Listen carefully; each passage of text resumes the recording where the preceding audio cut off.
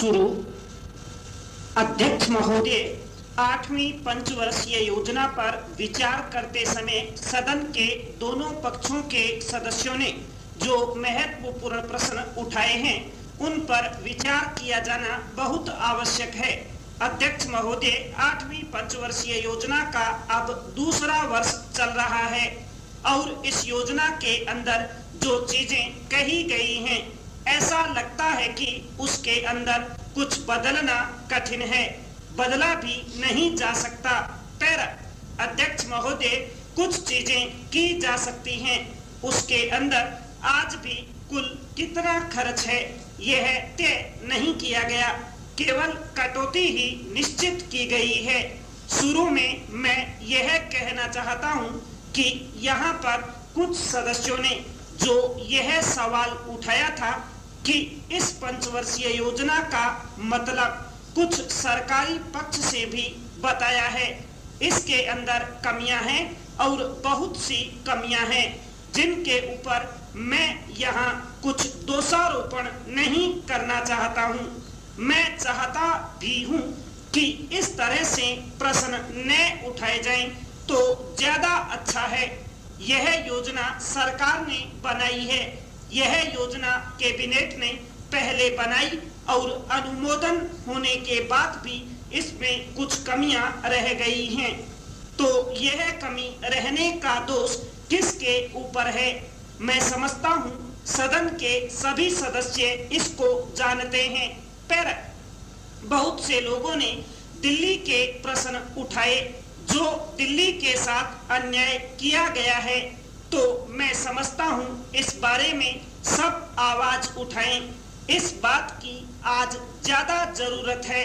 मैं यह कहना चाहता हूं, भारत सरकार से या जिन्होंने यह सारी योजनाएं बनाई, उन्होंने वास्तव में यहाँ के साथ बड़ा जुर्म किया, यहाँ के साथ अन्याय किया, क्योंकि उन्होंने इस पंचवर्षीय योजना को बनाते समय ध्यान नहीं दिया कि क्या योजना बना रहे हैं, गलत बना रहे हैं या सही बना रहे हैं, इनसे क्या नफा नुकसान होगा, इन सब बातों पर उन्होंने गौर नहीं किया।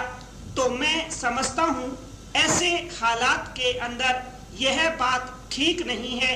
ऐसी दशा में यहाँ पर 5 वर्षों में आने वाली योजनाएं बेकार बनकर रह जाएंगी।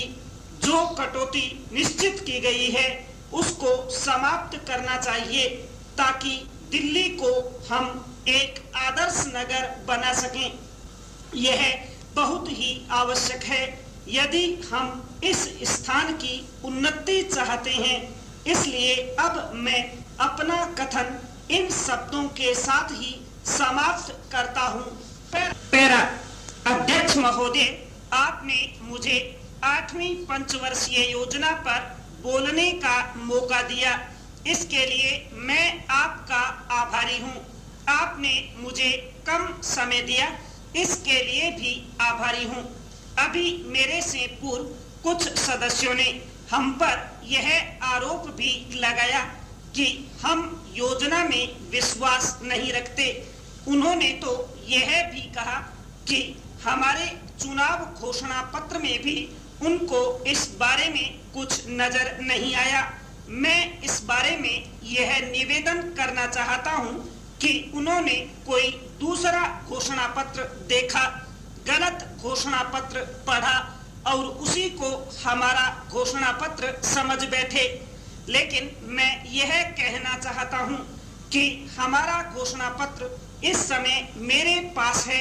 इस घोषणा पत्र में हमारी घोषणा में योजना के बारे में स्पष्ट रूप से कहा गया है कि हम योजना पर विश्वास रखते हैं, लेकिन ऐसी योजना पर विश्वास नहीं रखते जो जनता के दुखों को दूर नहीं कर सकती, जो जनता के कष्ट दूर नहीं कर सकती।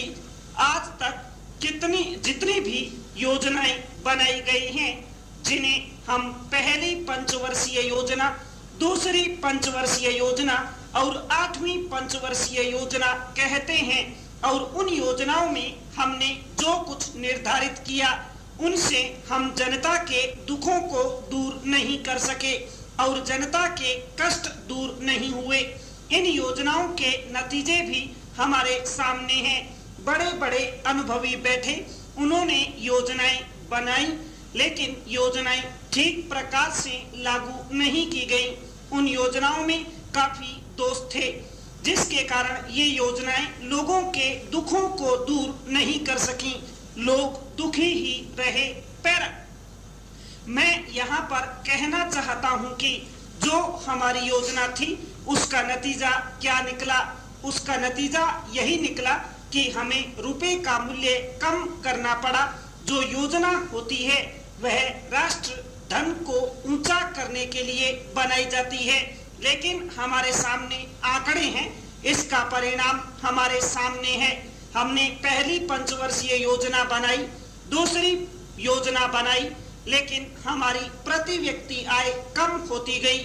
हमारा जीवन स्तर दिन पर दिन गिरता जा रहा है। मैं यह कहना चाहता हूं कि हमारा ऐसी योजना में विश्वास नहीं है जो जनता के कष्टों को, जनता के दुखों को दूर न कर सके।